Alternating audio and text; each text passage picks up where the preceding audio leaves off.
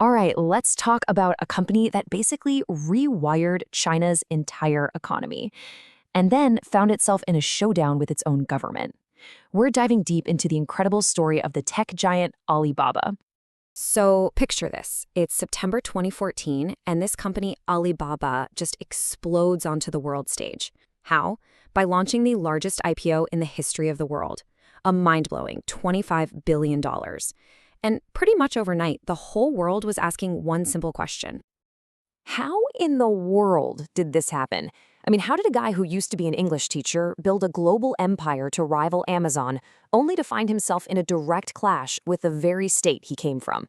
Well, that's exactly the story we're going to unpack today. To really get Alibaba, you have to go back, way back, to the beginning.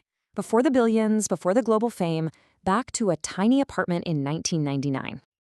Yep, this is where it all kicked off. You've got Jack Ma, along with 17 of his friends and students, all crammed into his apartment. And they had this one really powerful idea. Let's use this new thing called the internet to help small and medium-sized Chinese businesses sell their stuff to the entire world. So, why the name Alibaba? It's actually a pretty cool story. As Jack Ma tells it, he needed a name that everyone everywhere would just get. So he's in a coffee shop in San Francisco, asks the waitress if she knows Alibaba, and her immediate reply, "Open sesame." That was it.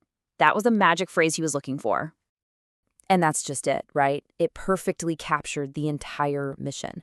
Alibaba wasn't just some catchy name. It was the company's whole philosophy in 2 words: to open sesame and unlock global markets for all these businesses that had been locked out for so long. So, from that tiny apartment, Alibaba didn't just grow. It exploded. And it wasn't just one company. It became this complex, interlocking digital ecosystem that would pretty much take over Chinese commerce. Okay, check out this timeline, because every step here was a genius move. It all starts in '99 with Alibaba.com, right? Connecting Chinese factories with buyers overseas. Then, in 2003, they launched Taobao to go head-to-head with eBay. But here's the really brilliant part. They knew trust was a huge issue. So, in 2004, they created Alipay. This wasn't just about payments, it was an escrow service, meaning it held the money until you got your goods. It built massive trust. After that came Tmall for the big brands, and it all just built and built towards that insane IPO in 2014. So how on earth did they beat a global giant like eBay? With a killer and frankly counterintuitive strategy. See, eBay was charging people fees to list stuff and taking a cut of the sales. Taobao came in and did the exact opposite. Everything was free for users. No listing fees, no commissions. They made all their money from ads instead. It was a masterstroke, and it basically drove eBay right out of China. And pretty soon, the empire had all these different pillars. You had the e-commerce sites, of course, like Taobao and Tmall, but you also had Alibaba Cloud going up against Amazon Web Services. And then you had the fintech beast, Ant Group, which held the game-changing Alipay. They were literally covering every corner of the digital economy. And they weren't just thinking about China, not at all. They started making these really smart acquisitions, like buying a big stake in Lazada, which is a huge e-commerce player in Southeast Asia. Alibaba was starting to build a truly global empire. But as the company got bigger and bigger, a new, incredibly powerful force entered the picture. You see, as Alibaba's influence grew, over money, over data, over commerce, it started to look less like a company and more like a parallel state. And in China, when you have that kind of power, you attract attention. This is where the story takes a huge, dramatic turn. Okay, so get this. It's November 2020. Alibaba's fintech arm, Ant Group, is about to launch an IPO that would have shattered every record in the book. But just 48 hours before it's supposed to happen, it gets pulled, canceled.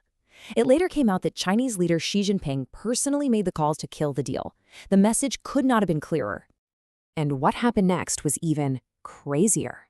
Jack Ma, one of the most famous, most outspoken businessmen on the planet, just vanished. He was gone. For 3 straight months, the entire world was asking the same question: where is Jack Ma? So while Ma was out of the picture, the government was making its move.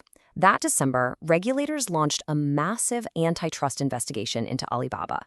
The official line was that the company was a monopoly that stifled competition. But you have to figure the real concern ran much deeper. one company had way too much power over the digital lives of millions. The crackdown was on. And the result of all that? Well, in April 2021, the government hit Alibaba with a fine, a record-breaking fine. That number you see right there, $2.8 billion, was a symbol. It was a message that no company, not even one as huge as Alibaba, was bigger than the state.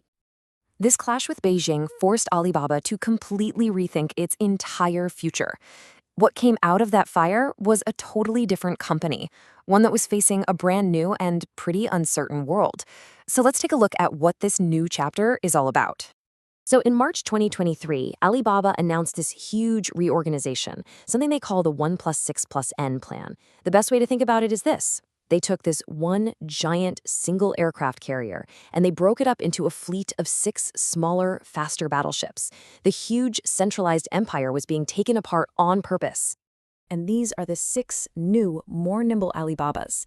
Each one now has its own CEO, its own board, and, this is the important part, the ability to go out and raise its own money and even pursue its own IPO. The idea was to unlock more value and create more focused, agile companies. But this new era comes with a whole new playbook of challenges.